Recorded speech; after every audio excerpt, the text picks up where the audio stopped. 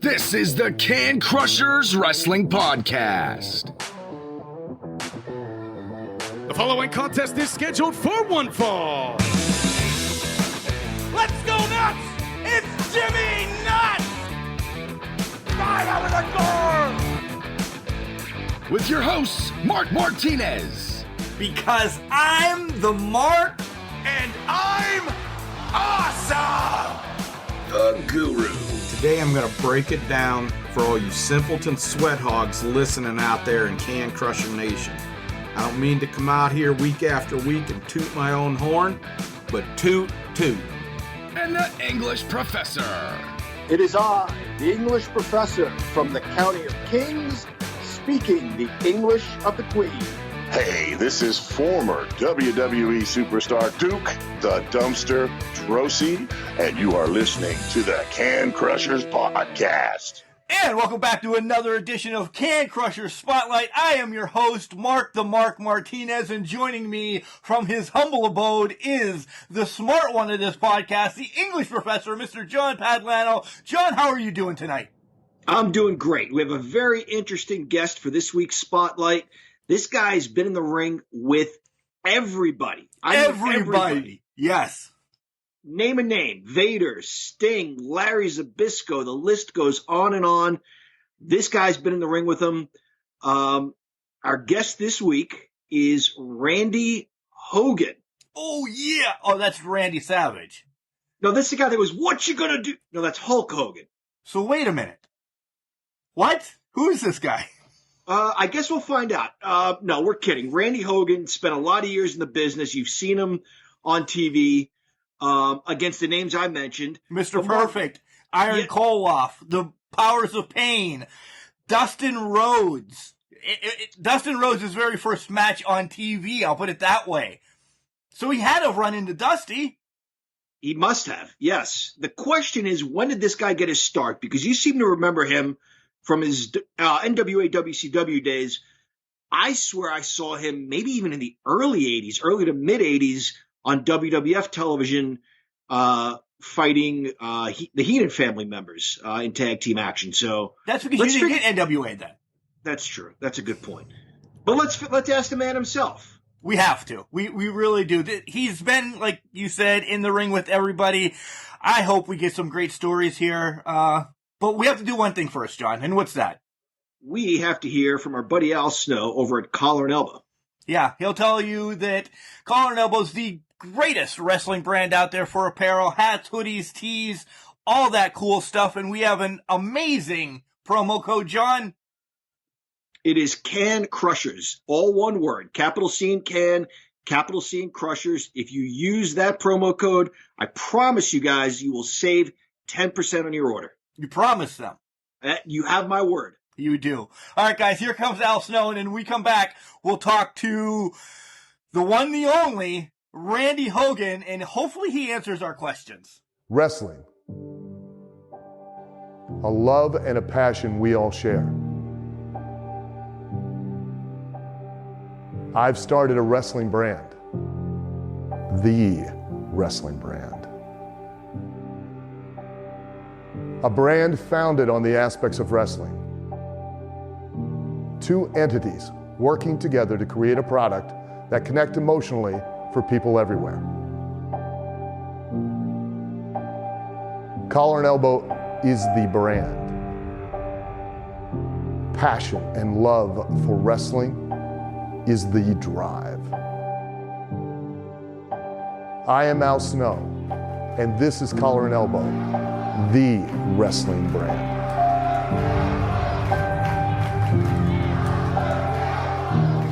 And welcome back to Can Crushers. It is I, the English professor. We just heard from Collar and Elbow, hats, hoodies, tees, and sweats. And we are joined on this week's Spotlight by the former NWA Junior Heavyweight Champion. And Can Crushers listeners, what you gonna do when our guest this week, Randy Hogan, runs wild on you? Randy Hogan, welcome to Can Crushers. Thank you, brothers. I'm just so thrilled to be here. I'm humbled that you guys even want to talk to me, and I can't wait to talk to the fans and clear up a couple of misconceptions that are out there about me. Oh, there's a few misconceptions. First and foremost, yeah, there is, brother. I also want to say thank you. You are our childhood. You are what we remember in the NWA. Man, I'm just elated that you're here. I don't know, John, where do you want to go? Do you want to let Randy start or what? Well, I have a very basic question. So if you don't mind, tell us about the name Randy Hogan. Is it just a coincidence that you look like Hulk Hogan, or was this a name that was given to you because you look like the Hulkster? Well, first, let me clear something up, okay? I don't look like the Hulkster. I'm 3 years older than him. He looks like me. Yeah. Let's clear that up first of all, okay? He's a Randy Hogan wannabe. That's how that got started. Anyways, in all seriousness, how it got started. I'll make this long story a short one. When I first got started, got done training in that, I had one match, which was a freebie, just a students match type of thing. We did a fundraiser for the Police Athletic League in Columbus, Georgia. And all I wanted to do at the time was to see what was real and what was fake. I had no idea. That's how green I was. So I went through training, and it was good training, old school, where we learned on gym mats on a cement floor. So you learn how to take bumps really, really quick, how to take them the right way. So anyways, I went through my training. I had this one match, and we're living in Columbus. Didn't want to wrestle anymore because I thought I knew everything now. You know, little did I find out. Anyways, so I used to go to the matches every Wednesday at the Columbus Municipal Auditorium where they did TV tapings. Back when they had territories, you know, they did not only studio tapings, but they did house shows too. And they used to tape in Columbus. So I went to the matches one week, and the guy putting up the ring was a guy that I trained with. So I said, Bill, what are you doing here? He says, well, he said, when they come to town, he said, they rent my ring. And I said, well, you know, great. He says, what are you doing? I said, well, I'm not doing anything, just managing a restaurant at the time in town. And he said, well, you know, I'm wrestling this little bar up in, I forget the town, some town in North Georgia, up around Rome or somewhere. Anyways, he said, why don't you come up and watch me sometime? Bring your stuff. I said, man, I'd love to. I said, I'm not going to take my stuff, but I'd like to come up and watch you. So I went with him, and it was fun. It was just a little redneck bar, probably 30 people in there sitting at the bar, a bunch of drunk Army guys and everything. But it was fun. So I went a couple of weeks just to watch him, just to hang out. And 1 week, I brought my bag with me, my stuff. So, and somebody didn't show up. So the promoter goes to my buddy Bill and said, hey, does he want to work? And I said, well, okay, I will. So the promoter says, okay, you're going to work a guy named Animal, and he's going to go over. I says, okay. So I thought about it. I get back to the locker room, and I go to my buddy Bill, and I said, Bill, I says, I'm going to wrestle this guy named Animal, and he's going over. I said, what does that mean? Like, is he going over the top rope, or am I going over the rope or something? That's how green I was. Wow. You know, technically I was sound, and I was very fortunate that I could pretty much take a bump like a cat. I could always get in the right position. Never got hurt in that, so which helped me later in my career. But anyway, so I wrestled as Randy Franklin. My dad's name was Frank, and I always had the mustache, long hair, suntan. I was in better shape, of course, back then. And so he said, what's your name? I said, I'm okay. I'm going to be Randy Franklin, after my dad. Okay. So I wrestled this guy named Animal, Randy Franklin. And, of course, I lost. And the guy said, can you come back next week? And I said, well, sure. And I think I got paid $10 maybe. And it was like a 3-hour drive up there. So wow. That's how it got started. Yeah, so I get up there and then wrestle the next time. And he said, you know, now this is in the 70s. I guess it was in the 70s. Yeah. And he says, the promoter says, you know, he says, you look like that Hulk Hogan. Now, Hogan was just coming up in the Fed and everything, just coming into his own. He said, so we're going to call you Hal Hogan, and you're going to be his cousin or nephew or something. So I said, well, okay. I said, can we not be Hal Hogan? I mean, I don't know who they're talking about. I said, how about Randy, which is my real name? So he says, okay, you're going to be Randy Hogan. So now I was Randy Hogan. So I went home. Went to my girlfriend. I said, "Honey, I'm going to be Randy Hogan. You got to bleach my hair blonde." So I bleached my hair, my mustache, my eyebrows, everything blonde. And like I said, I always had the mustache and the long hair anyway. So I went back, and that's actually how Randy Hogan got his name. Some little old promoter in some little old redneck bar up in North Georgia said, "You look like Hogan, so we're going to call you Hal Hogan." And it turned into Randy Hogan. So that's how the name came about. And I never changed it. I never wrestled as anything other than Randy Hogan my whole career. So, wrestlers change their names and change personas and everything, but you were literally... Isn't that terrible? But you were in the same place. You were in the same place, a week or so later. Did anybody say, hey, that's the guy from last week who is Randy Franklin? No. Not that I know of. Again, you got to figure 20 or 30 of them, and 19 of them are redneck guys that are sitting at the bar drinking beer, could care less, who I was or what I was. They probably didn't pay attention. But no, nobody ever said that. Wow. So that's how that got on, and then different guys on the card, you meet, and they work different places on weekends and sometimes during the week. So you go watch them. And professional courtesy, if you go watch a guy wrestle, and he'll usually introduce you to the promoter, and you say, if you can ever use me or whatever else, let me know, type of thing. So then you get on a card, mainly because of the look now, and because of the Hogan thing. Again, I never claimed to be related to Hogan. I didn't dress like Hogan. I mean, I had a black velvet robe, turquoise trunks, turquoise boots. I never did the red and yellow stuff until recent. But anyways, but they just, mainly because of the blonde hair, the dark tan, and the mustache. And, because this guy in the WWF at the time happens to look like me, they put me on the card. So I got a lot of matches in these little independent shows around Georgia, Alabama, and that area on a regular basis. Yeah, I got to go ahead. You actually picked up some titles all over that neck of the woods. You were Alabama Junior Champion, Alabama Tag Champion, Georgia Junior and Tag. One question we have for you is, you won the Florida Junior Championship, and then you won the Florida Heavyweight Championship. Like, you don't see people cross paths that weight class. No. How did that happen? No. Well, the weight the weight class was, I don't know what it was. They didn't pay attention. Maybe say 220 pounds. Okay, right. And I was about 225, so I was right on the cusp of being a light heavyweight and a heavyweight. And just for whatever the reasons, I got one, and then I got the other one. So I was the only one that I know of that ever had both of those. I couldn't see it anywhere else. I couldn't. Yeah. Mark and I think we know a thing or two, and I don't know anybody else that's done that. So, Mark, Randy can cut those 5 or 10 pounds and win this championship, bulk up and win the other championship. Nobody else can say that. There you go.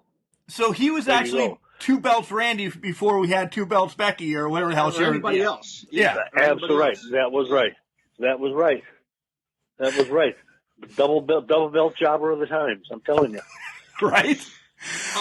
Mark remembers you. Mark was more of an NWA fan growing up. I was more of a WWF fan growing up.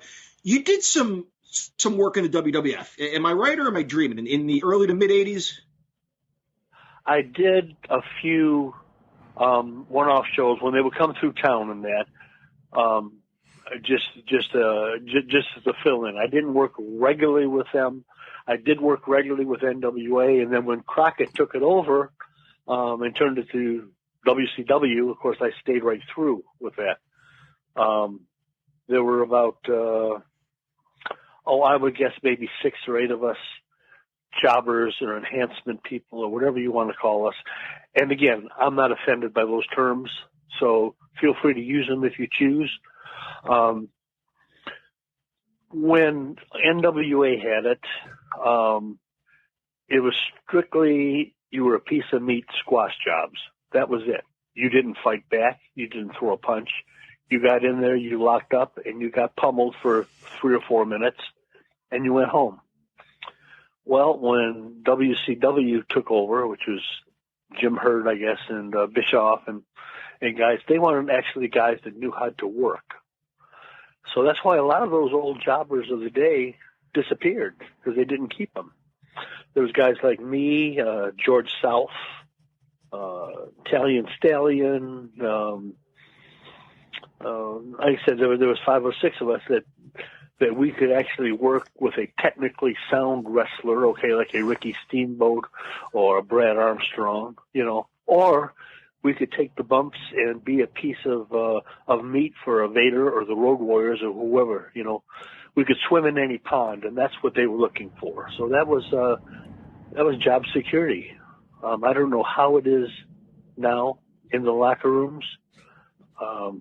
But back in the day, after the match, you go in and you thank your opponent for the match, no matter what happened. You don't bitch, you don't whine, you don't complain, you don't do nothing. And that's how you kept your job. So when you were small, and at the time, now you got little guys wrestling. Back then, a small guy was like me. So these guys could throw me around and pummel me and do whatever they wanted to do. And it was okay, because I didn't complain. I didn't bitch. I could take any kind of fall that they wanted to give me, without getting overly hurt in most cases. So again, that's how I got to work steady through with WCW also. I think that was the secret is be respectful, be appreciative of what you got, make the boss like you, and the boss could be your opponent at the time. When you're wrestling Sting, somebody like that at the time, they had a lot of pull, and they would, in some cases, have a say-so on TV who they wrestled. I always did well with Sting, and especially the Midnight Express. I probably wrestled them more than anybody. And these guys, and they knew they could do whatever they wanted with me, and it was okay with me. And I wasn't going to bitch or complain or nothing else. So the older guys, the over guys, they appreciated that, and they started accepting you instead of just being a piece of meat. You were one of them, okay? And the powers to be that are calling the finishes in that. At the time, it was, Kevin Sullivan was up there, the committee. Dusty was up there, and those guys. So at the end, I may be in a tag team match, but I'm not the guy getting pinned anymore. And that was just out of respect, like I paid my dues and I've proven that I will do what I want to do. And then they put you in there with some of these people like Vader that just didn't care. And you didn't have to work them an awful lot after a while. And they let the other guys work them and get pummeled and hurt and everything. So that's a lot of politics, even at the jobber level. There's a lot of politics in the job security part. That's some great insight into how you were treated, Randy. Jim Crockett Promotions and some other promotions in the South obviously were putting out a different product than the WWF. They wanted to look a little more hard-hitting. You mentioned Vader. You mentioned the Road Warriors. I imagine it had to be a tough job doing what you were doing because they wanted to look real. But did anybody stand out? You said that a lot of guys were respectful, but was there the rumors about the Iron Sheik? Was there an Iron Sheik type who tried to hurt somebody just to show that he could and that they weren't going to fight back? Or was everybody pretty much respectful when he worked? Really? Vader. Yeah. That's the only name that really comes. He was number one. In his defense, when he came over here, he was really big in Japan. Came over here from Japan. And that's where Vader got started before that. I think it was with the big baby bull Leon White or something. But it's a whole different ball game in Japan wrestling, as it is in Mexico, as it is in the United States. You got three totally different things. You got all the little high flyers and everything down in Mexico, which you still see in today's product. Over in Japan, there's very little communication, and they were stiffer. It was a tough. You were in for a fight over there. And of course, over here, it was all kind of homogenized a little bit and everything. But so when Vader come over, he still had, I think, a lot of that Japanese mentality. And he came in, and he hurt a lot of guys, a lot of the jobber guys. They broke one guy's back. Oh, gosh. Literally broke it. Yeah. He, in fact, there's one of my matches, I think, with him on YouTube where he just squashed me. He does that stupid Vader splash or whatever. Vader bomb. Bounces on the middle of the Vader bomb, whatever. Yeah. So he did that. And, usually when you do that, you kind of take some of the weight off of the guy, Well, he was just full force, just pancaked you. Wow. So he did that to me, and then he picked me up at 2, and he did it again. So I think he did that 3 times, and I was just squished. I wasn't hurt that bad, but I felt it so bad that the referee, Nick Patrick, and a couple other ones ran out at the end of the match when he finally pinned me. They ran out from the locker room to help me back. But it wasn't part of the show. They legit thought that I was totally messed up and everything. And they said, "Hogan, you okay? You okay? Don't move. You okay?" And I says, "Yeah, I'm okay." So they helped me to the back, but they thought that I was dead. And Vader back in the locker room never said a word or nothing. He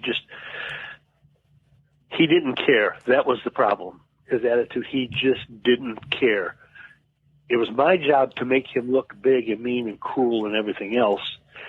But out of respect for me, he should have not taken liberties like he did on a lot of the other guys and myself. Anyways, that's the only one that stood out. The next stiffest one I had is when I got the best advice in my life, and that was Abdullah the Butcher. Oh, nice. Go ahead with this one. Let me tell you, I'm working at him, and of course I'm taking my jacket off, and I turn around, I'm in my corner, and Gary Hart was his manager at the time. So he comes. Now there's nothing spoken before the match whatsoever. First time I saw the guy was in the ring. Next thing I know, he's running across the ring with this, I don't know what belt he had, North American title, some kind of belt. Smacks me in the back of the head. Now, usually when you do that, you got your hand there, or you hit maybe with a leather part. He hit me with a metal belt thing right in the back of my head. Cut my head open. Knocked me crazy. So then he goes through his typical Abdullah match, which again, very, very, very stiff. Not trying to injure you, but that's just the old school mentality. Him and the Wahoo McDaniels, that's what it is. It was tough, and if you couldn't take it, you shouldn't be in the ring. So anyways, he throws me out of the ring and beats on me, and Gary Hart took a couple of kicks at me. And then Abby gets a kendo stick. Oh, God. Whips me like a dog with that kendo stick. Throws me back in the ring, whips me some more with it. And then of course, he got the pin with his, we used to call it the flying lat, It was an elbow, but he had so much skin under there. It was a flying lat. So we're doing a TV taping. This is in, I think, Birmingham, Alabama. And it was a 3-hour taping, and this was the first hour. And I also was working on the third show, the third hour, which was against Hacksaw Butch Reed at the time. So, it's on TV the next week, and I'm at home, and I'm watching it with my mom and my dad. And we used to get a kick out of it. So watch this. Well, Butch Reed picked me up in a bear hug, which was his finish at the time. And the camera comes in, and you can see the welt marks across my back from where Abdullah, Oh, man. probably 3 hours ago, whipped me like a dog with that kendo stick. So anyways, after Abby's match, I go back in the locker room, and he's at a desk with his feet up on a desk smoking a cigar. And again, I thanked him for the match and everything, not a thing. And he opened the door. He says, thank you. He says, you okay? And I said, well, yeah. I said, but you about beat me to the death with that kendo stick. He looked at me very seriously, and he said, it's good for the business. Now, I thought about that for years, and what sense that makes. How many times do you see things right now, like kicking out of finishes and guys doing stupid stuff off the top rope, and then they're still kicking out, and they're getting up like they got a second wind or something else, Abdullah, in the old ways, was pretty much of the belief that this all started, we were outside the ring, which means I was probably 6 feet from the front row. And, like I said, he was laying them in with that stick and everything. And his comment, it's good for the business. That really made sense. Because if he was there pulling punches or hitting the floor with a stick instead of across my back, whatever else, it would just look so fake, so cheesy. And that's the last thing. So the closer you were to the fans, the more realistic it has to be, which means if you're going to hit somebody, you hit them. Get back in the ring and go back into your regular work mode. But if you're right in front of a fan, whatever else, you don't want them saying, oh, look at that, he missed him, he didn't even hit him, or the guy selling a move when the kick or the punch was 2 feet from his head. So that's the best advice I ever got. It was from Abby. He just said, it's good for the business. Yeah, it really was good for the business because it made it real. Again, difference in old school, new school stuff. Back then, it was storylines. It was believability. You thought Abdullah was a crazy madman from the Sudan, okay? When in real life, he's very intelligent. He had a little Japanese wife. A very nice, personal, friendly guy. You would never know it. But they carried the gimmick in and out of the ring and everything else. Nowadays, you don't see that. Again, the difference in the mentality, old school and young school. And that was a real lesson for me, damn it, if you're going to do this, make it look real or don't do it. We're going to fast forward. We'll come back. We're going to jump all over the place, Randy, as I love that. It's good for the business, and you're right. Normally, we'll ask this down the line, but let's ask it now since we're on it. How much wrestling are you watching now? And when you say stuff like it's good for the business, John's going to echo this. We think of like the Young Bucks and how they just flip to do a punch and then it just doesn't look real, like you said. I mean, they're great athletes. Cool. I can't flip. I'm 43. I'm a fat garbage man. I can't flip. You guys can. But you're not telling the story. You said two things in that right there. Storytelling and it's good for the business. That AEW is great, but what do we get out of it sometimes? Okay, let's go way back. Way before your time, okay? Okay. Look at the way wrestlers look now. Bodybuilders. They're all built. They're all muscled up. Every one of them, okay?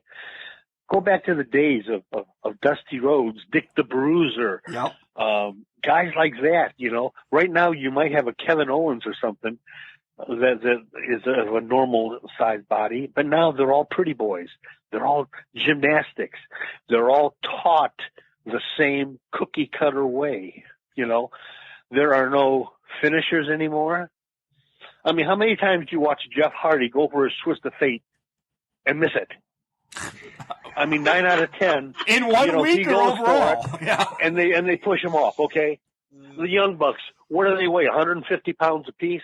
I mean, really, back in the day, they wouldn't even think of training anybody unless you weighed at least 200 pounds, and you better use something to get that weight up even.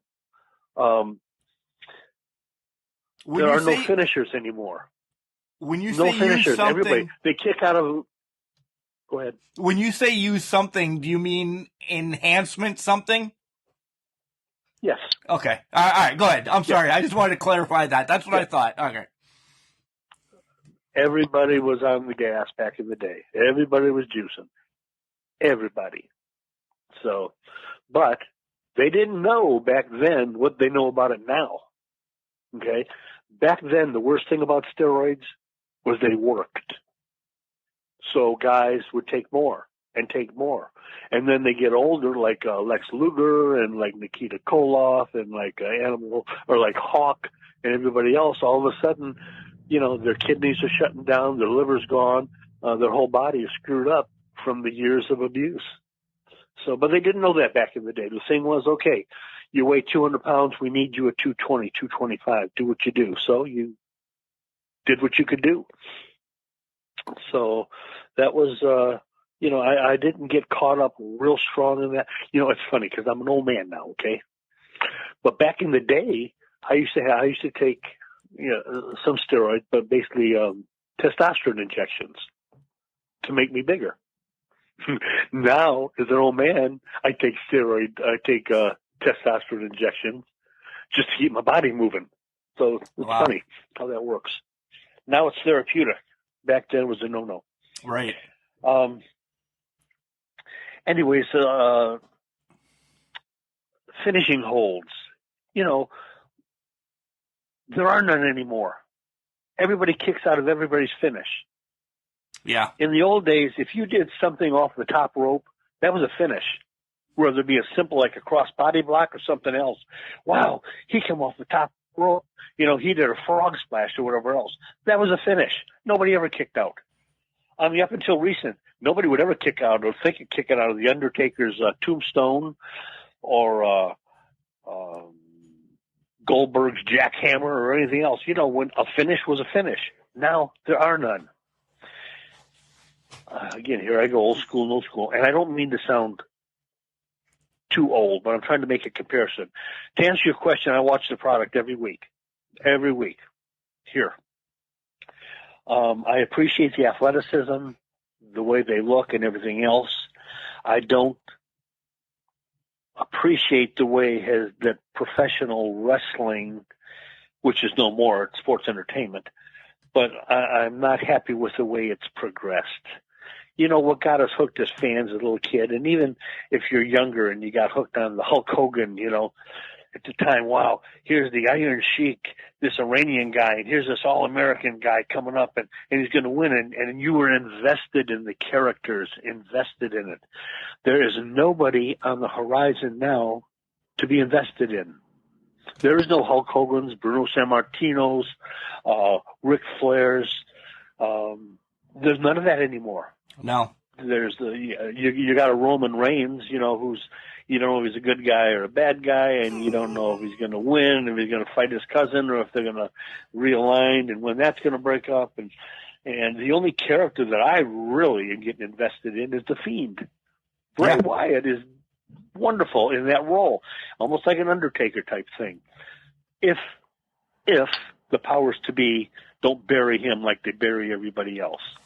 You know, you mentioned earlier how many guys change names so much. I mean, I think of Barry Darsow, you know, the Repo Man, Demolition, the golf gimmick, whatever, Crusher Khrushchev. How many things? But what's he really known for? Not that match with Dustin Barry Rhodes. Darsow, and a lot of people don't know who the hell Barry Darsow is. That's the problem. They're changing names. They're changing gimmicks. They don't have any kind of a legacy anymore. The Undertaker, you know, it took him a long time to get to be the Undertaker, but then it never broke. I hope now that they have Bray Wyatt as the Fiend and he has really taken hold of that, I hope they let him continue to run with it and don't bury him or turn him into a cartoon character. Because to me, Mark, that's about the hottest thing. Randy's expressing a lot of our sentiments. I think he listens to this show because sure we just talked about this last week. Yeah, we did. A couple of weeks ago, we talked about, you know, something to believe in. That was the title of the show. Give me something to believe in. Where we talk about that's it. there's really no one to believe in anymore. You tuned in every week because you wanted to see Stone Cold slap Vince McMahon in the nuts because you believed in him. You believed in this guy who wasn't going to take the corporate crap anymore, and that's... Or come out in a beer truck, man, and turn it loose, you know? Exactly. It is sorely lacking. You are echoing our sentiments, Randy. But there's nobody coming up. You know, I mean, look back, AEW or NXT or you know, we don't have much access like to New Japan or anything, but who is coming up? What superstar is coming up? When they get one and they give them a little bit of a push for no rhyme or reason, they bury them.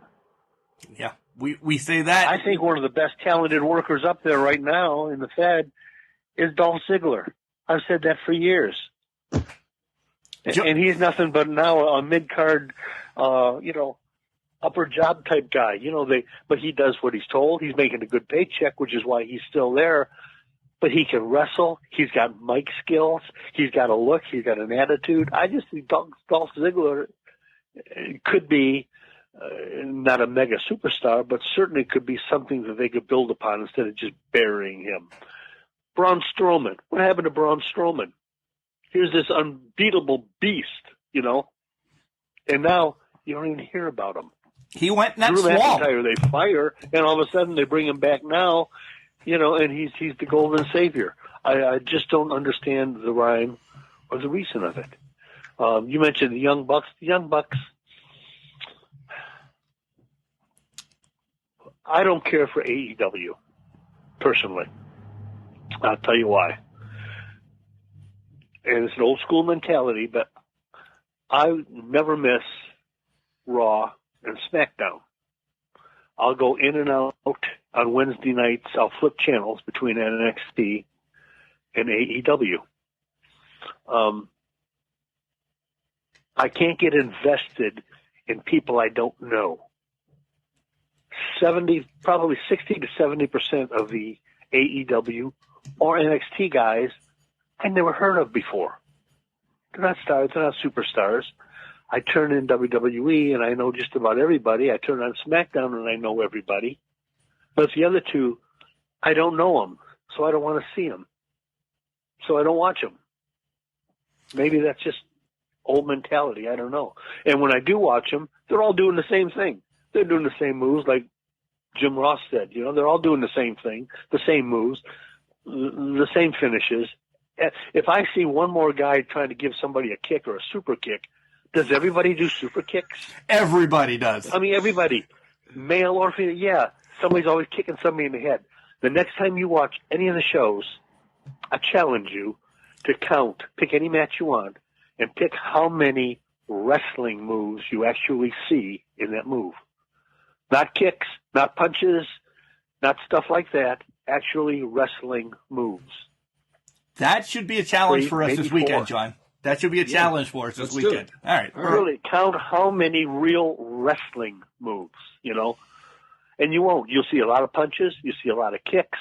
You'll see a lot of monkey spots off the top rope and stuff like that. And somebody run across the ring and give him a knee in the chin or something. But you just don't see any wrestling anymore. And I was hoping that AEW would have, especially with having Arn and Anderson and Tully Blanchard there, and you got Jericho, you got some old school guys that I thought would have brought in an equal blend of the old school versus new school, of old storylines and ongoing things and new things. But they don't. They're all doing the same thing. And it's frustrating for a fan like myself that's looking for something a little bit more. So that's kind of my take on that. I don't want to. In the old days, if you went in a bar or a restaurant or something, and there was a wrestler sitting there, man, you knew he was a wrestler. He was big. He was burly. He looked like a wrestler. Tell me you go in TGI Fridays and you sit next to the Young Bucks. You would never know. What are they? They're the kids next door.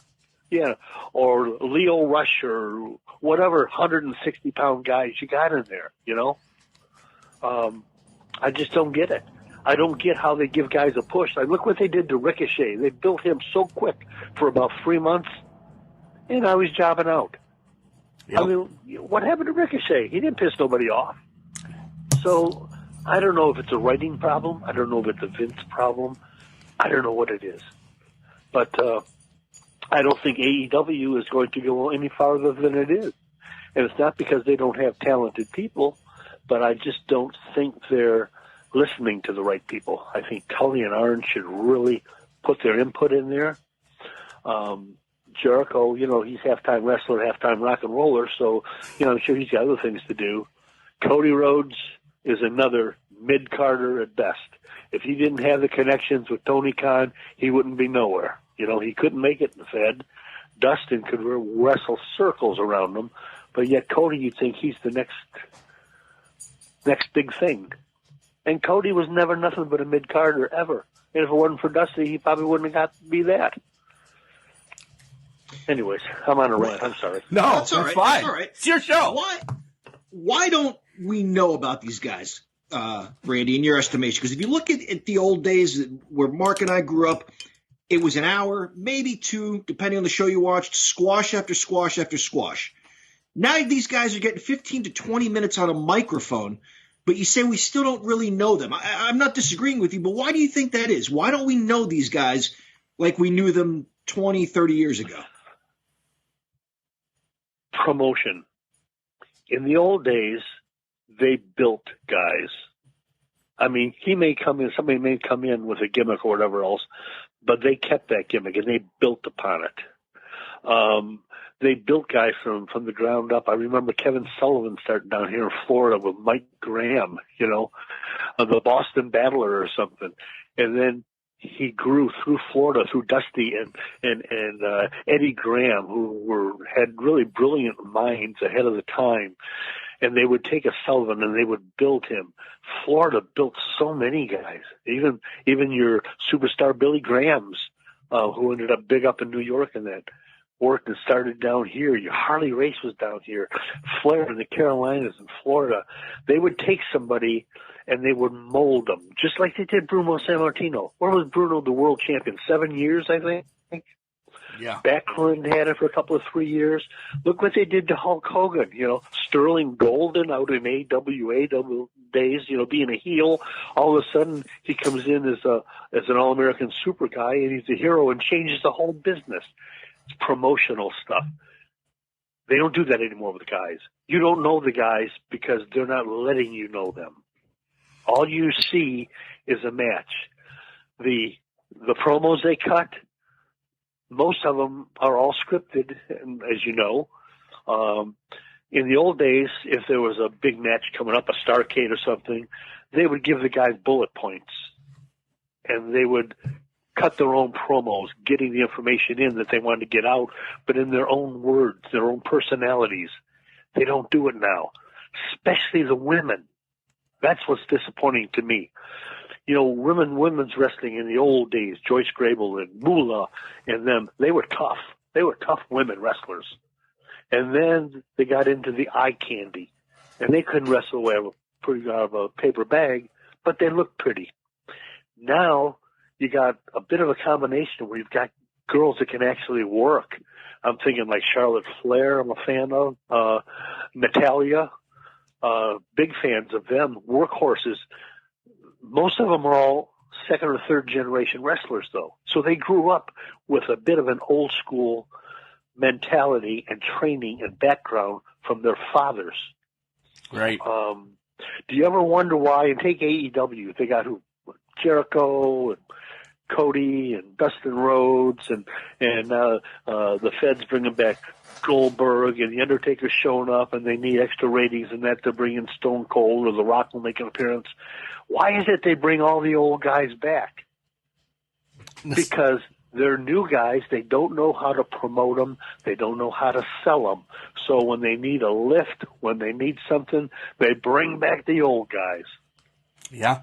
So why did they change the business from what the old guys were doing to what the new guys were doing, and why doesn't an Arn or a Tully or somebody else take more of a hold and say, let's blend these together. Let's put out a real wrestling product that will sell tickets and merchandise to the kids, but also the old school fans. Man, let's give them something. Let's give them some real wrestling, some storyline, some different characters and things. Let's give them something to get invested in. They don't do that anymore. That's why, like you said, 20-minute promos and they say absolutely nothing. They're all doing the same. They're all looking the same, and you don't know anything about them other than what you may hear on a podcast or a dirt sheet or on the internet. You don't know anything about these guys.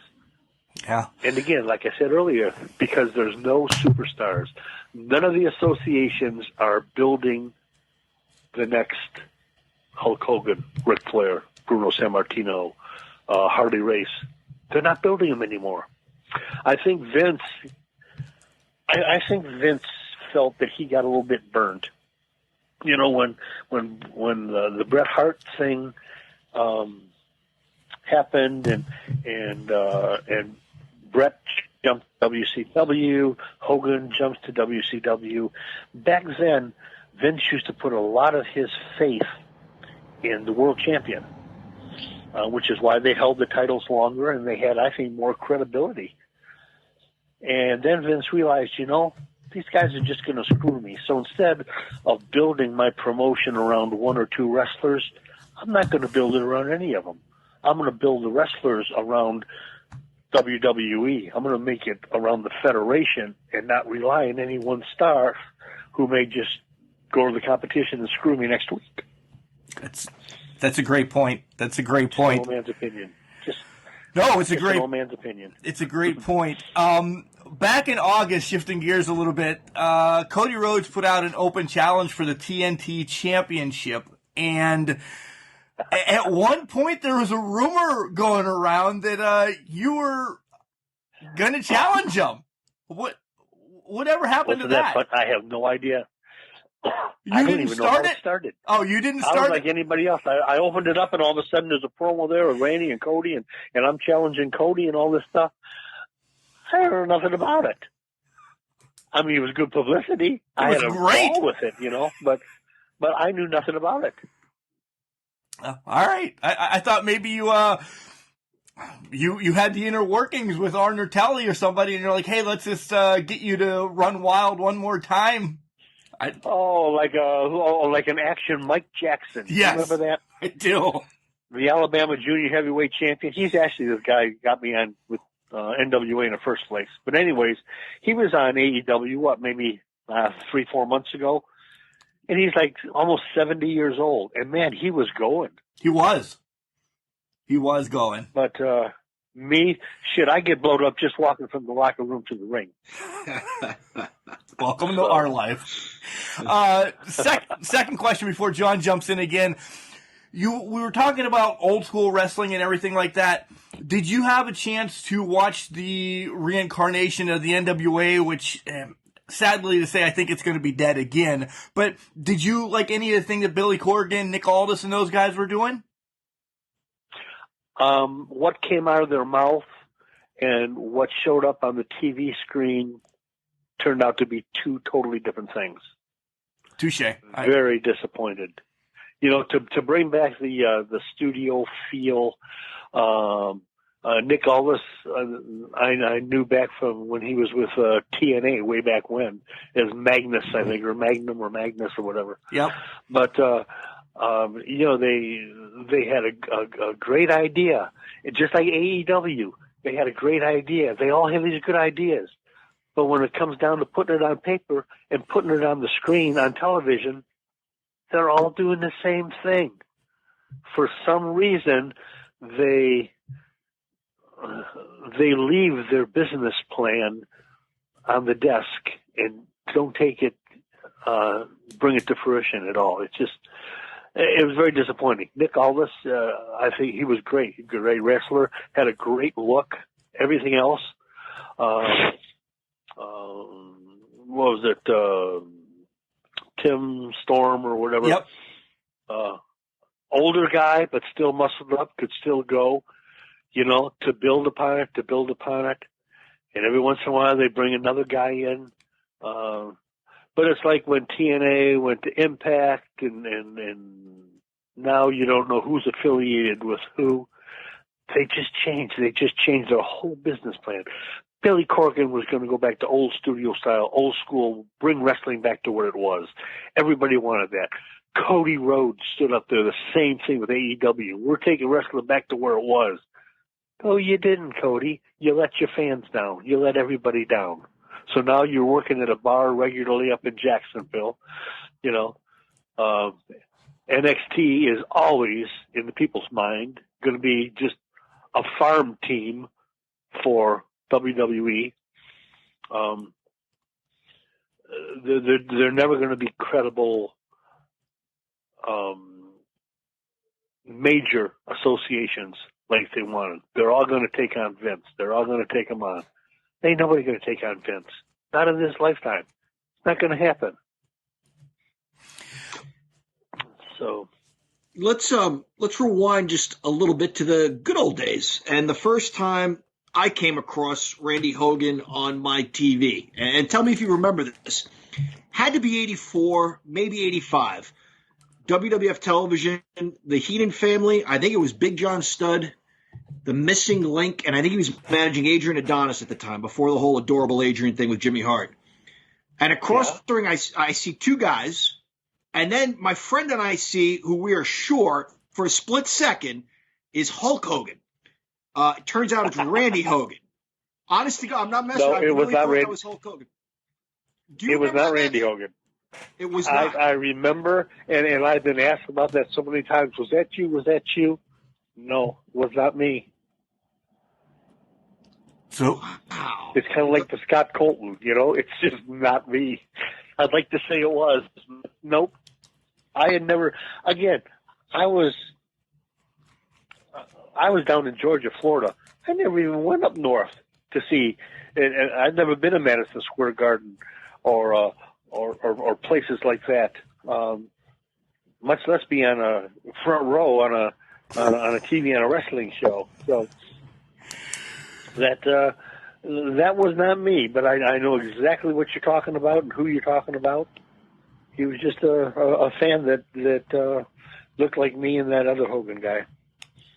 So let's broach, as we talked prior to the podcast, let's broach this whole Scott Colton thing.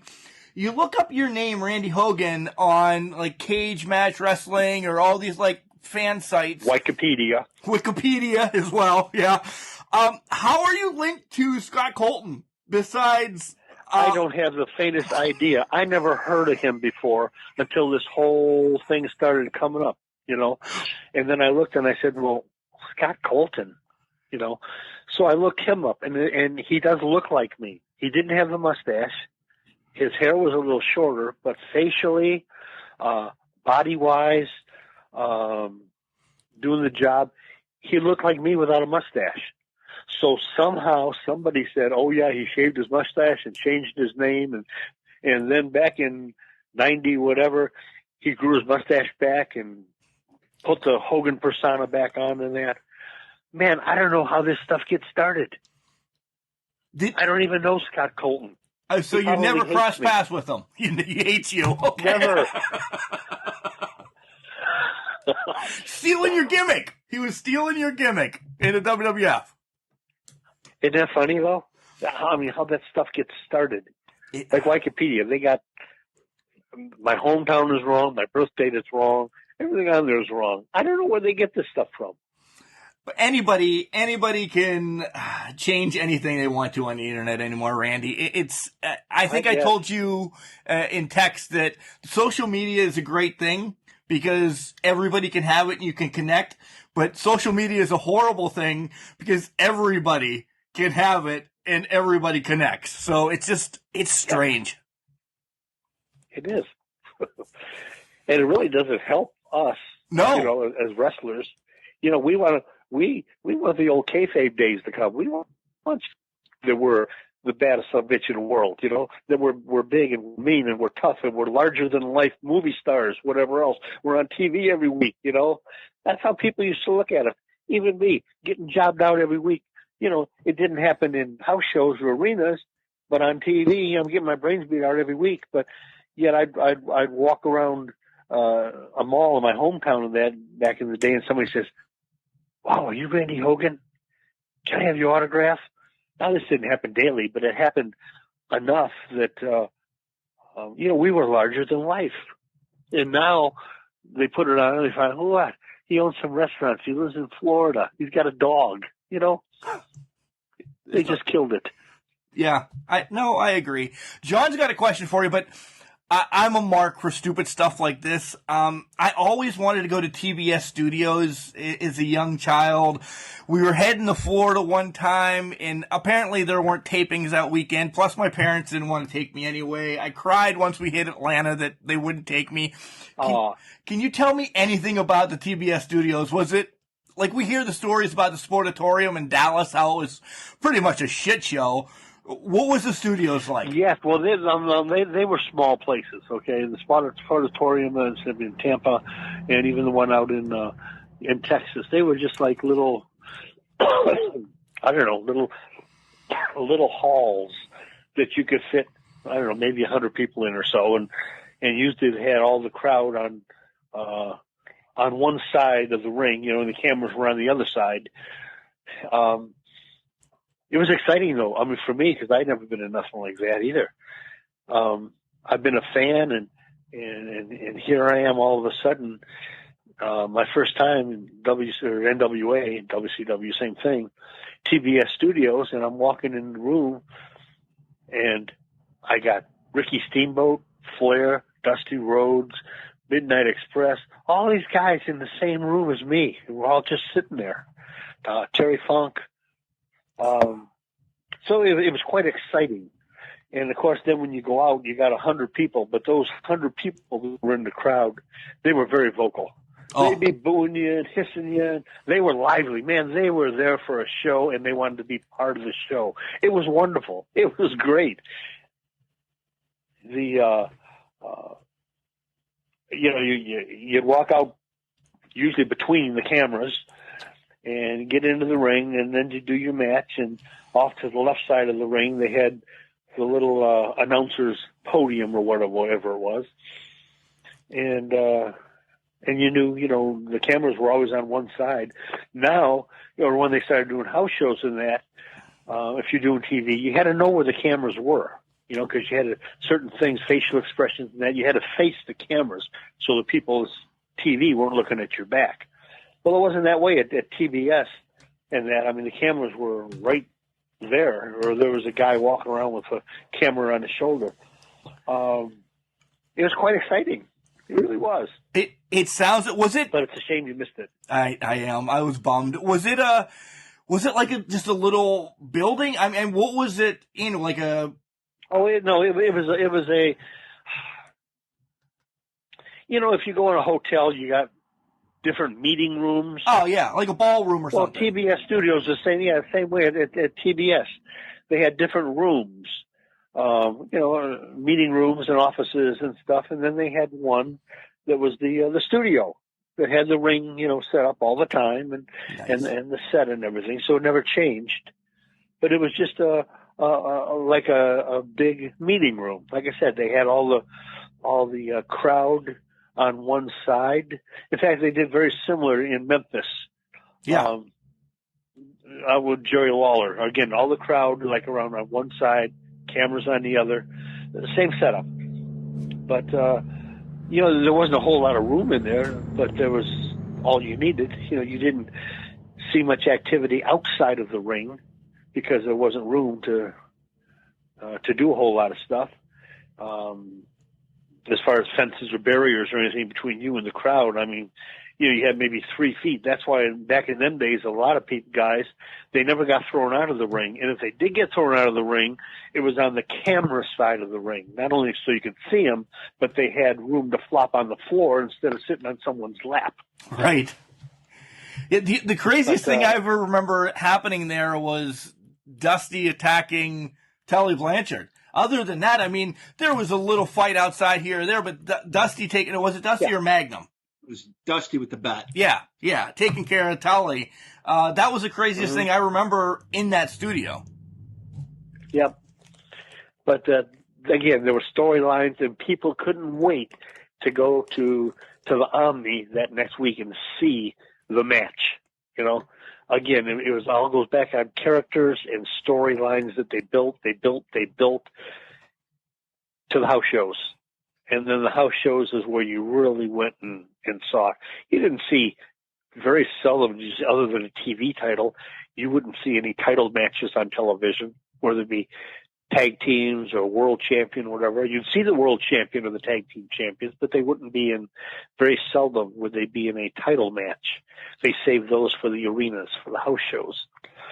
And they don't have those anymore now. And now, you know, they even the Fed now with their WWE network at $9.99 a month or whatever the heck it is. Yep. You know, they used to get $65 for a pay-per-view, and they had, you know, year. Now they got one like every 6 weeks, and they're free, and you see the same matches that you see on TV. I mean, Monday night you saw Randy Orton and Triple H, and then all of a sudden the Fiend shows up and Alexa Bliss throws fire in Orton's eyes and all this kind of stuff. Man, that was pay-per-view stuff. That stuff you see in a match. You don't see that on TV. Yeah, you So, don't. again, just the way the business has changed. You know, they don't. There's no storylines to be invested in. You don't have to get pay-per-views anymore because you can see it on Monday night or Wednesday night.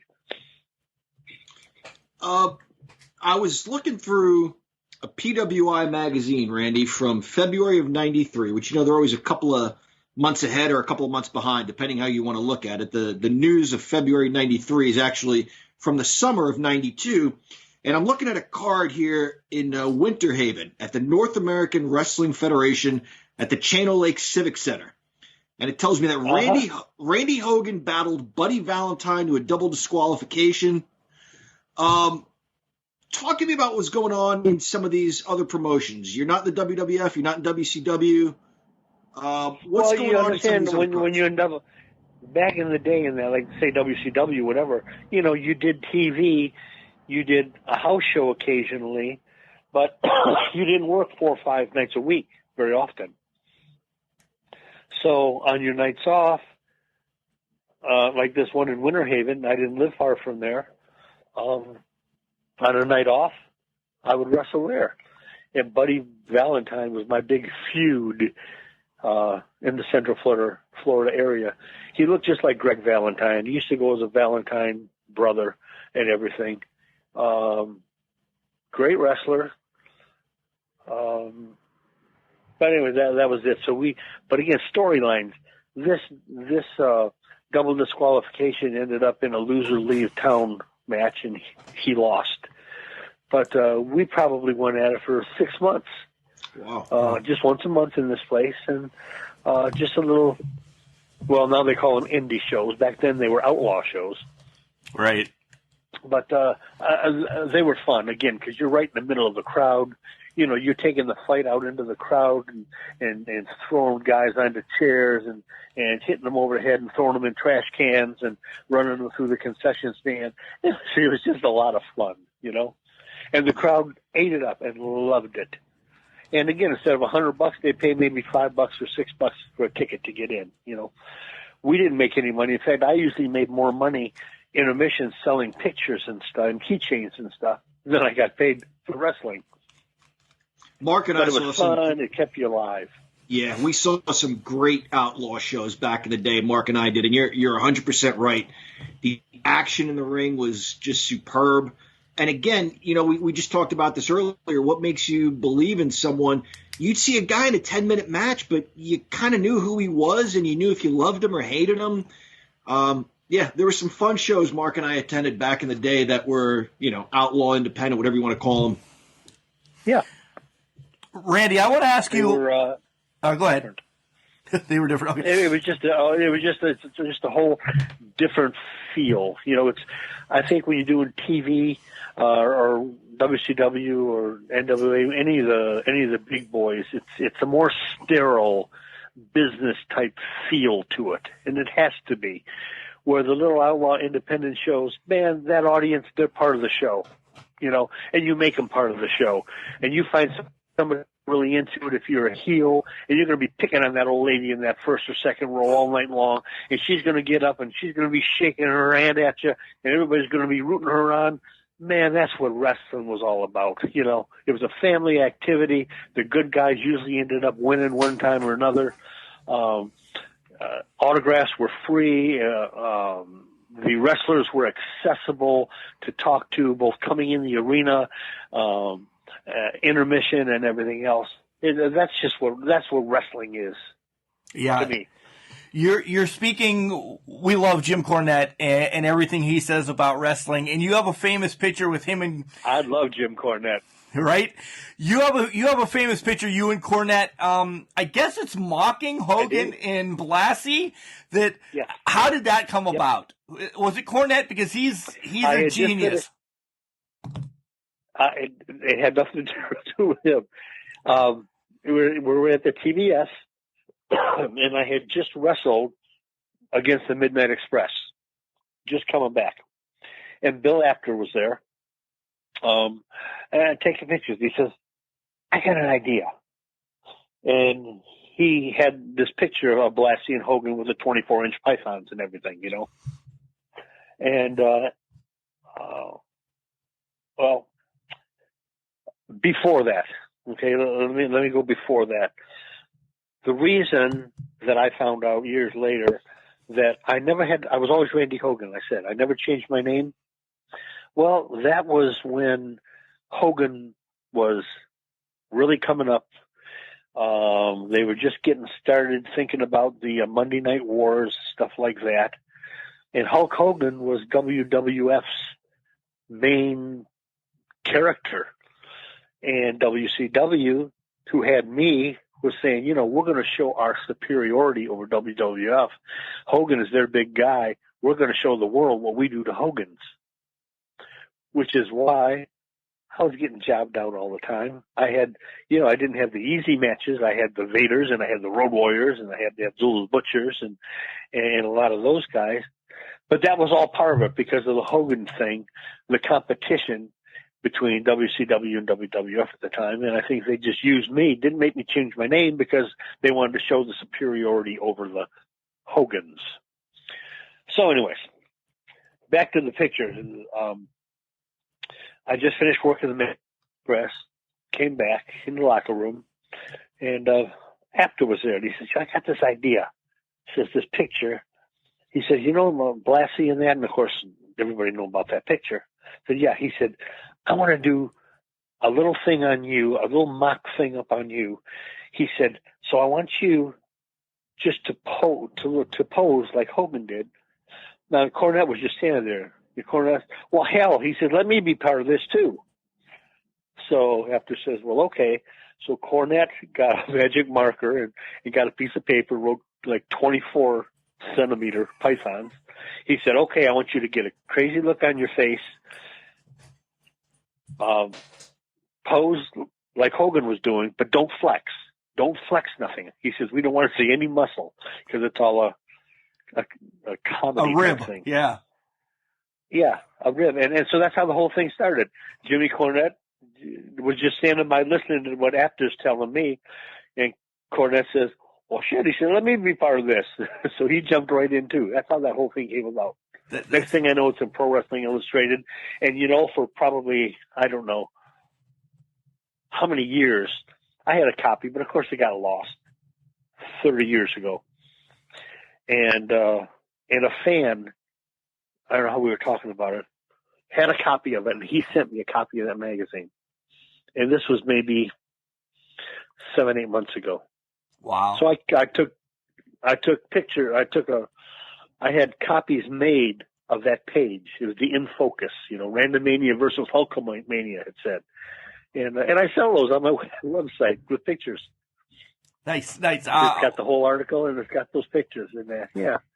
So that all came from a fan. But that's how it came about. It just comes back. Bill Apter just had an idea that, gee, this might be kind of fun. And Cornette just says, well, shit, let me in it too. That's awesome. You also, how can I say this correctly? And you can help me out. You were in Dustin Rhodes' first TV match, right? And I know that kind of means a little bit. As the young Broncos, yeah, with him and Kendall Windham. That kind of means something to you, right? It was one of three memorable things in my whole career. Okay.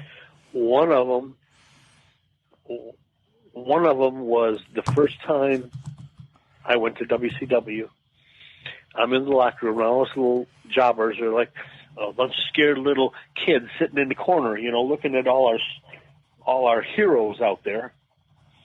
And nobody talks to us or nothing, pays us no attention. And Terry Funk got up, walked across the room, comes right up to each one of us individually, shakes our hand and says, "My name's Terry Funk. What's your name?" He says, "I am so glad to meet you." He says, "Thank you for what you do." And wow, here's Terry Funk, glad to meet me. When everybody else was just kind of poo-pooing us around. So that was very memorable right there. That just showed a lot of class from the old school that did appreciate what we did, as opposed to some of the other ones that didn't appreciate what we did. The second one was the comment from Abdullah the Butcher. "It's good for the business." Man, what an impact that had on me. The third one was my match against the Young Broncos. So we're going through this tag match, and of course the Broncos, they were going over. They were the new tag team, and of course Dusty was the booker and everything. And so when they're calling the match. So Dustin, I'm in there with Dustin, and he shoots me in the corner and doesn't say nothing. Now, usually if you're going to throw somebody in the corner, or if there's an element of risk, you're going to throw him in the ropes, you kind of give them a signal what you're going to do. As you're shooting them into the ropes, you say elbow, drop kick, whatever else. Well, he threw me and didn't say nothing. So I just kind of stood in the corner and sold it. So he came over to me like he was going to throw me or toss me. Didn't do nothing. He froze. Dustin Runnels froze. Did not say, did not do a thing. So it seemed like hours, okay? It was this was probably all of about 20 seconds. So I said, "Shoot me in, give me the elbow." He used to, Dusty Rhodes used to like spin his hands and he'd give the bionic elbow. That was his thing. Yep. And Dustin used to do that. So I said, "Shoot me in, come out, give me the bionic elbow." So he shot me in, I come out, he gave me the elbow and that. And then tagged in, and then Kendall came in, and I don't know what happened. They took it out, I tagged out or something. Anyways, after the match, nothing said. Good match, thank you. And so I'm leaving the arena, walking down the hall, and here's Dusty coming down the hall toward me. I had never spoke to Dusty before. Dusty was one that wasn't overly friendly. He would nod, and that's the most acknowledgement you get if he didn't know you, was he would nod at you. So here's Dusty walking toward me, and I'm walking out the other way. So I kind of looked at him, smiled, just not to speak. And he said, "Hoagie." He used to call me Hoagie, like a sandwich. Hoagie. He said, "Hoagie." I said, "Yes, sir." He said, "Thanks for taking care of my boy." Oh, wow. I said, wow, Dusty Rhodes saying, yeah. And I didn't say nothing. So either Dustin said something to him when he got back, or Dusty was watching on the monitor and probably picked up maybe on a bit of a dead spot or something. And then Dustin, told him. But for Dusty Rhodes, and the only time I ever talked to him really was then, and he says, "Hoagie, thanks for taking care of my boy."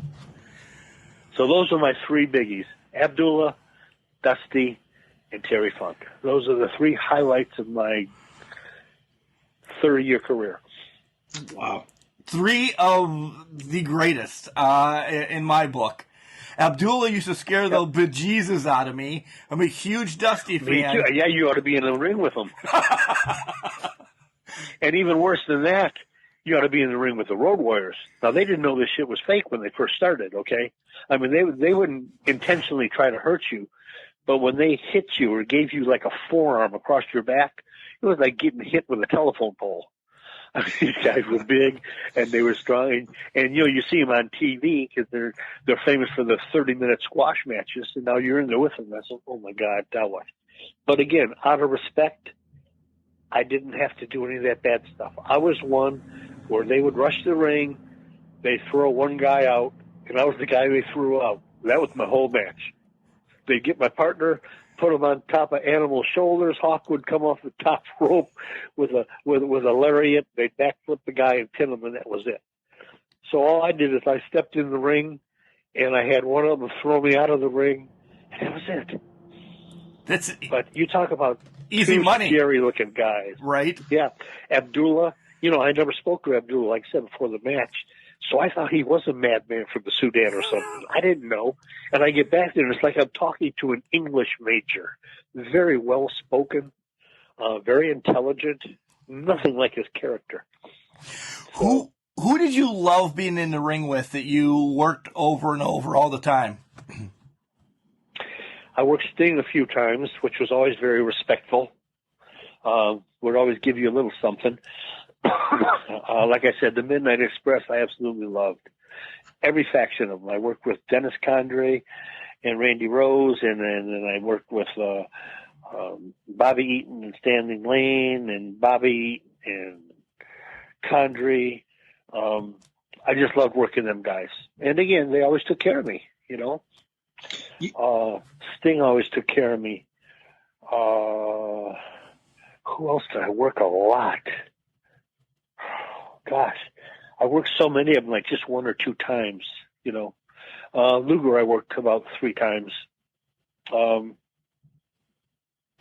Luger, now there's another one. Luger loved Luger. What he portrayed on TV in real life, he just thought he was the absolute pinnacle, the greatest. He carried that aura. Sting was was businesslike, standoffish until he got to know you. Then he would actually speak to you. And I wrestled him on a few times, and he'd give me something. He'd let me throw a couple of punches at him, or once I draped his neck over the top rope, and just things like that. They would give you a little bit. But Luger never. Luger he has really been humbled, in his later years now. But back in the day, boy, he loved himself. You mentioned Eaton and Lane. When you worked with the Midnight Express, they're my favorite team of all time, Eaton and Lane. They would do some things figuratively, literally, pulling the guy's underwear up over his head and just kind of like high school push in the locker, bullying tactics. Did that ever happen to you? Were you okay with that? Did anything like that ever really bother you? No, I never got. They never did that stuff with me. The only thing I would do was Stan used to do this little worm or some little dance or something over you after he did something, But they started the flapjack with me, and that was their finish for a while. They'd shoot you in the rope, and then they both pick you up and then drop you down on your face, type of thing. But they were absolutely wonderful. I can't say enough good about all 3 of them in every aspect of being nice, being respectful, being professional, being damn good workers in the ring. I mean, I just can't say enough good about them. Jimmy Cornette was wonderful. Paul Heyman was wonderful to me too. That's the first time I worked the original Midnight Express, which was Condrey and Randy Rose, and Paul Heyman, or Paulie Dangerously, was managing them at the time. So I got to work with them, and Paul, even back then, him and Cornette were a riot. I mean, they were funny. Both of them had a brilliant mind for the business. And again, we're very respectful to us little guys. But you picked the right team there. They were absolutely that combination of Eaton and Stanley Lane were absolutely wonderful in all aspects. Yeah. Randy, we always ask at the end of our questions with indie stars or legends or anything like that, but I'm going to put a little twist on it. Did you have your dream match with anybody, or if you could go back into your heyday, is there somebody that you wanted to wrestle that you didn't? Ric Flair. Yeah. Ric Flair. Pretty much everybody else I wrestled, Hulk Hogan, we were always different sides of the world there. The only communication I really had with him was, maybe 6-7 months ago, I got a cease and desist letter for selling a picture of him and I that I didn't even make up. Jeez. But, yeah. So I can't advertise or sell that picture. But if somebody sees me at a convention and mentions any other pictures that I may have a few in my bag. You know what I mean? So that's an exclusive to Can Crushers, right? That's an exclusive to Can Crushers, brother. One more question. I just lost it, actually, off the top of my head. Ah, crap. John, do you have anything while I collect my thoughts? Yeah, just one quick one, Randy. You've talked about all the greats with whom you've shared a ring. Some of the guys let you do a couple of things. Did it ever bug you, again, that all this stuff? You're able to do all these things. You went to school for this stuff, and you're not able to use a lot of it. I'd like to suplex that guy, or I'd like a spot off the top rope, or something like that. Well, in a way, yes. It's like if you go to college and you get a degree to be a teacher, okay, and you end up driving an Uber car for a living. It's the same type of a thing, trained to wrestle, you know how to wrestle. Technically, you can wrestle better than a lot of the over guys that you're in the match with. But, that wasn't my job. I mean, it just wasn't my job. A lot of it, is very political. Whether it be family, whether it be somebody coming from another association, or somebody like a Luger who just comes in with this muscled up look, or they're a 6'8", 375 pounds of muscle, and whatever else, they're going to push them right to the top. The little star makers, jobbers, enhancement, carpenters, whatever you wanted to call us, that was our job, and I'm proud that I got to do it. And do it to the best of my abilities, and it's so wonderful that guys like you, like I said, I'm humbled that you still think of some of us old guys and even want to talk to us and hear some of our stories, because the stories we have are pretty much in our mind, and up until recently, nobody cared about us. I went for 20-some years, and all of a sudden I got a call. A year and a half ago, to be part of the big event in New York convention. Mm-hmm. Yep, absolutely. Now, I had done nothing, talked to nothing or nothing. And so all of a sudden, here's somebody said, "You want me to what?" So, yeah, we want you to be, a guest at the convention. We'll bring you in, sell pictures and merchandise, and we'll pay you, and we'll fly you in, we'll give you a room. What? I couldn't believe it, out of nowhere. So anyways, the vendor asked me, again, going to another story here, said that, he said, can you do the Hogan thing? Well, like I said, my whole career, I never did the Hulk Hogan impersonation. Like I said, he looked like me. I couldn't help that. But I had the black velvet robe. I had the turquoise trunks and boots, same boots I had all the time. I still have in some of my promo pictures. But he wanted the Hogan thing. So I said, well, yeah. So I got some and had some. So I had some of the Hulkamania T-shirts, Randamania T-shirts, which I still got. And I had some pictures made, and wore the bandana and the sunglasses and the tie-dyed trunks. And I took my turquoise boots and had them dyed yellow. And all of a sudden now, people who may remember me from WCW days, all of a sudden now they want to see me in more of a Hulk Hogan type of a gimmick rather than the Randy Hogan gimmick. So I questioned them. I said, if people actually want to see me or buy a picture, do they want to see the Randy Hogan that they remember, or do they want to see this Hulk Hogan impersonator-looking guy?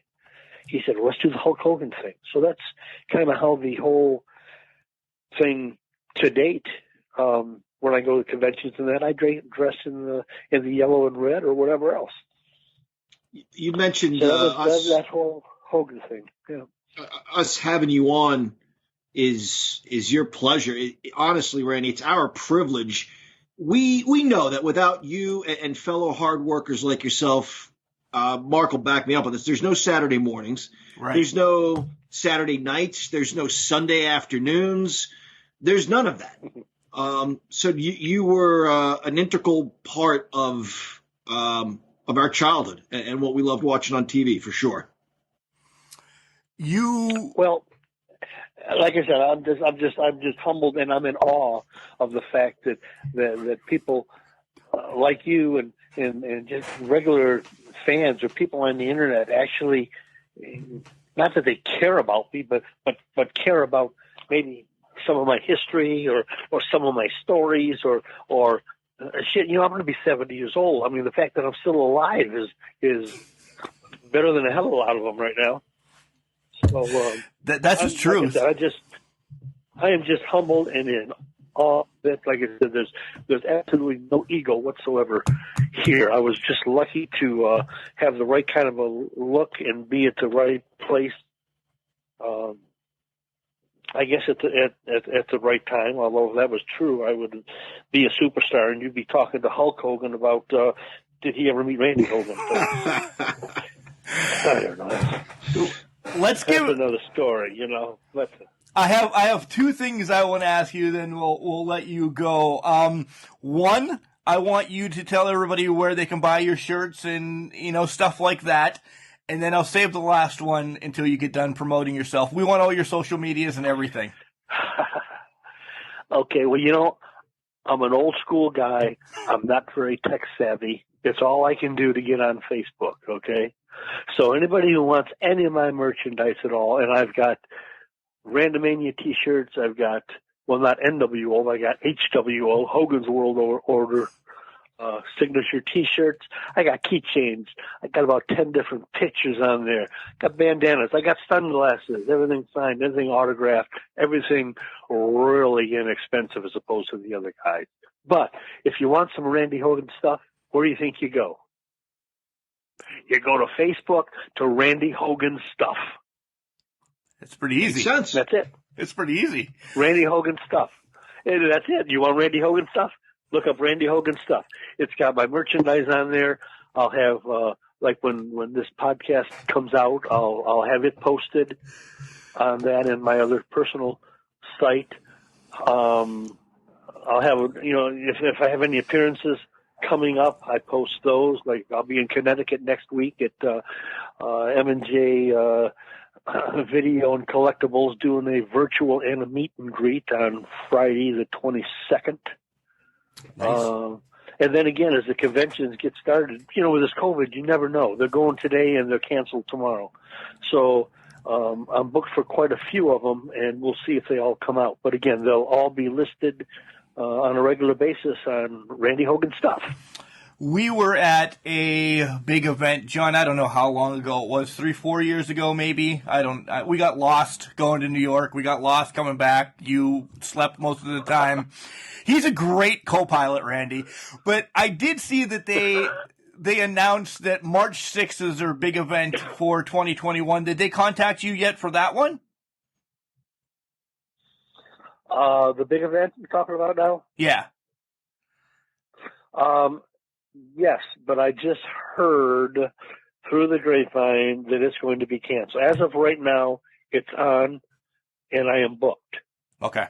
But I just heard from the guys that booked me that they just heard that it's definitely going to be canceled for a couple of reasons. First of all, because I guess Governor Cuomo or whatever is going to lock a lot of stuff down. Second of all, the big event draws thousands, about 4,000 people. Yeah. Yeah. Well, now they're only going to have like maybe 25% capacity instead of having 80 vendors or talents there. They were only going to allow 20. You know what's going on over in the UK, and a lot of the UK people, about 60% of not only WrestleMania but of the big event comes from Europe. Yeah. And that's all closed down, so there's nothing coming in. So there's a lot of the vendors starting to back out because they just feel financially it's not going to be advantageous for them to be there. So, like I said, I just heard this today. As of right now, it's still on, but I don't think it's going to happen. And that was, I think, March 6th to 7th, something like that. Just like WrestleMania, you know, they don't know what's going to happen, but definitely it's going to be down here in Tampa. Right. And they did cancel WrestleCon, which is the biggest event. It's like the big event, and it's always WrestleMania week in that town. So they canceled that. So we're starting they're having a new convention. Some vendors actually started called WrestlePalooza. That'll be advertised in the next few days. Ooh. WrestlePalooza. Something to look into, John. And it's going to be it's a WrestlePalooza. It's going to be in Tampa, and it's going to be in the next day or so, really advertised. But it's going to be a pretty big one too, and I will be on that. I got the call already. So. Nice, Randy. And there's one in Rome, Georgia, my old stomping grounds. I tell you, there's a lot of things coming up, and hopefully don't get canceled. But just good stuff, man. You can follow me anywhere, and I'm very accessible. You are. You really are. My final question to you, and then I'll see if John has anything, or you can do the goodbyes. Randy, did you live your dream?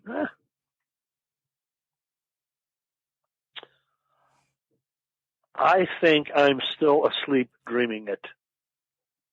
Nice. That's awesome.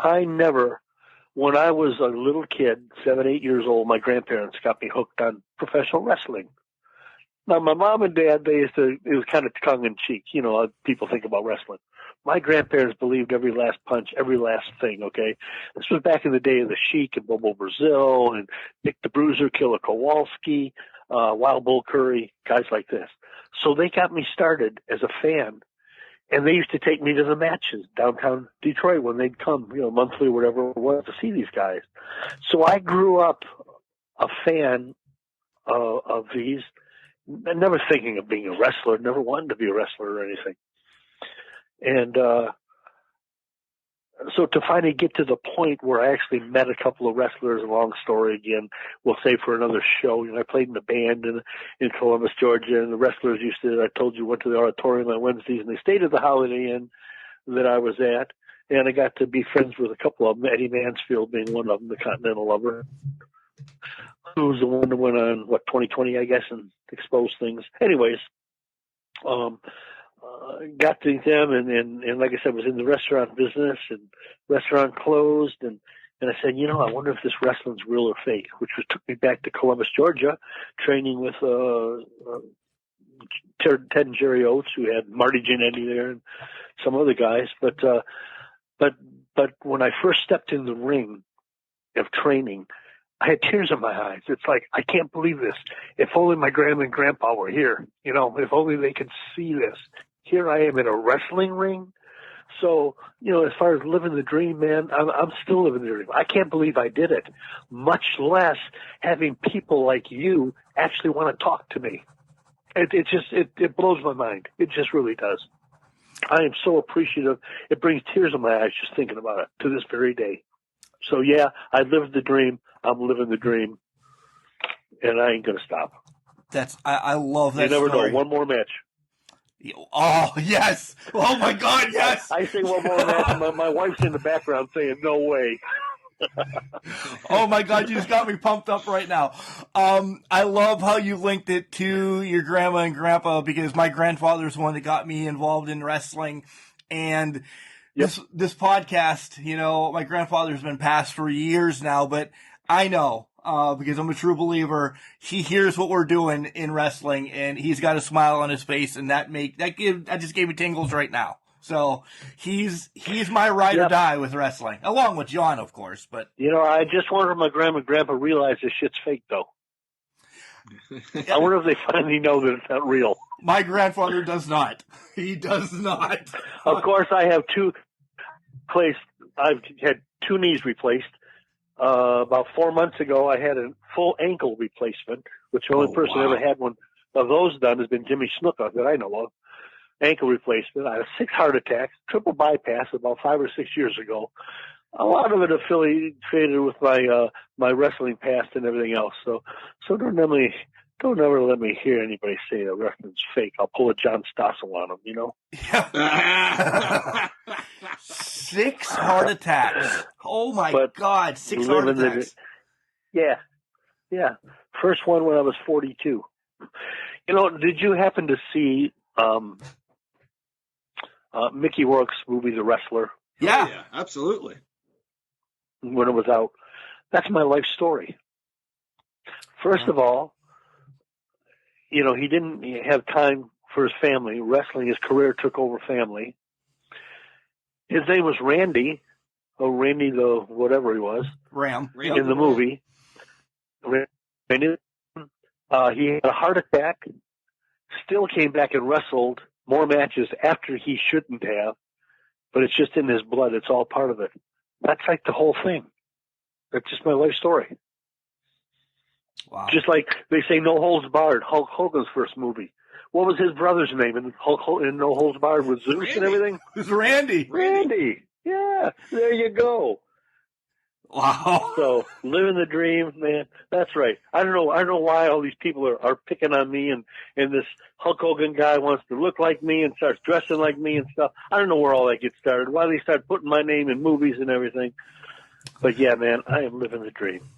That's awesome. This has been just amazing. A real pleasure. It's been our pleasure. I have loved it. Thank you so much. This has been great. My pleasure. Thank you. Anytime you guys get stuck for somebody or you got a question you need an honest old school answer from, baby, I'm your guy. I will call you every night of the week. You don't want that. Your wife will have my number blocked in a heartbeat. Well, you know, she turns the phones off about 9 o'clock and she's up at 4 o'clock to go to work. Somebody's got to work, you know. Yeah, well, it's good. It's good. She's the pretty one. I'm the old busted up one. So she goes and she makes out the money and takes care of me because I'm an international superstar, see? Nice. So it's getting to be about, in shoot time, it's getting to be about that time that Randy's wife cuts off the phone. So maybe we ought to let the guy go. Right, yeah. I don't want. She just looks at me and laughs and shakes her head. I don't want her mad at me. I definitely want to reach out to Randy again for anything. There's more stories, John, that we didn't tap the stories with this guy. I want to know road stories. We have to have part 2, and here in the near future, we're going to reach out to Randy. Absolutely. Anytime. And it was such a pleasure for me. I mean, here, we're going to have a little interview, and we're going on 2 hours or whatever. But it's so much fun because it's a conversation. We're talking about stuff that, other cookie cutter podcasts, a lot of them will ask me the same question. Well, what got you into wrestling? Well, who trained you? Well, what are the same questions? Man, you guys made it a pure pleasure. It's like I don't want to get off the phone, That's awesome. That's awesome. Thank you so much. Thank you very much. That means a lot, saying, coming from you. So. All right, Randy, we will let you go, though, because your wife has just sent me a text saying, all right, I'm ready for bed. And we'll reach out to you again real soon. No, wait a minute. My wife's texting you saying she's ready for bed? No, I'm kidding. Now, is something going on here? Let me know. Oh, maybe. Maybe I made a trip to Florida once in a while. Well, let me set the camera up. Let me set the cameras up. Okay, you set the cameras up for next time. I'll never get nothing no more. None. You're done. And like I said, my number's going to be blocked, so that's it. Thanks, Randy.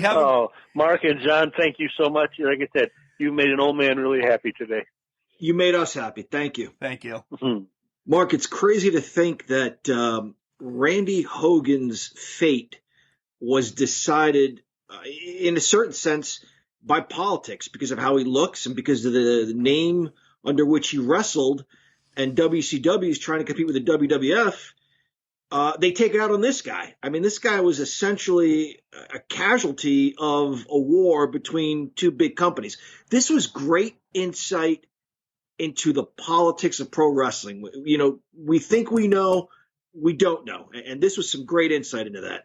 John, that's excellent the way you said it, that we are marks. You know, I'm the one that digs deep. I'll send you something each and every week. And then Randy Hogan just comes out and blows our mind. And we're like, wow, we are just front row fans. Absolutely. And you were right. That was before we went on air. What did you say? Didn't think, I said you were right. You were right. I thought that was Randy Hogan in that 6-man tag team match. You weren't sure, but you said, let's ask him about it. But you were right. That wasn't him. It looked like him. And Randy even said, yeah, that guy looks like me, but that was not him. Yeah, that guy, whoever he was, and then Scott Colton, we put that whole thing to rest, that he is not Scott Colton. He's been Randy Hogan his whole life, except for the one match that he was Randy Franklin. Yeah. Right. Yeah, often imitated, but never duplicated. Randy Hogan. And Hulk Hogan's copying him. Who would have thunk it? Randy the Ram, that dude in the 6-man tag team match we were just discussing, all those guys, they all want to be Randy Hogan. Right. I loved how he talked about wrestling today too, John, that he just let it go. And he echoed us. So clearly Randy Hogan's been listening to Can Crushers as well, because he echoed what we say half the time about spots that apparently we have to count how many times people get kicked in the head in the next couple of days. Yeah, I'll keep a tally of that. Yeah, we are over with Randy Hogan. We are. Again, I just want to say thank you, Randy, for coming on to the show. Man, John, this was so fun. And we'll be reaching out to him again soon because, like we said, we don't have all the stories. We don't, and I want them all. I'm going to be greedy now. Yeah. And Mark, I mean this sincerely, and I don't mean any disrespect towards Randy at all. He mentioned his age a few times during the course of the show, or gave us a rough idea of how old he is. He talked about the people that introduced him to pro wrestling, and you've always talked about your grandfather in this show, and I talked about my grandfather in this show. I don't hesitate to say that this conversation with Randy Hogan was it came close to maybe how you felt talking wrestling with your grandfather. It did for me, and how I felt talking wrestling with my grandfather. While we can't replace those men, talking to this guy kind of brought back some nice memories. It really did. It really did, John. Oh, man, I told you off air, it tugged at my heart. It really did, talking to him, and I can't wait. I want to call him right now, as long as his wife doesn't hate me. So, until next week, John, just remember, just because you're trash, it doesn't mean you can't do great things. It's called a garbage can, not a garbage cannot.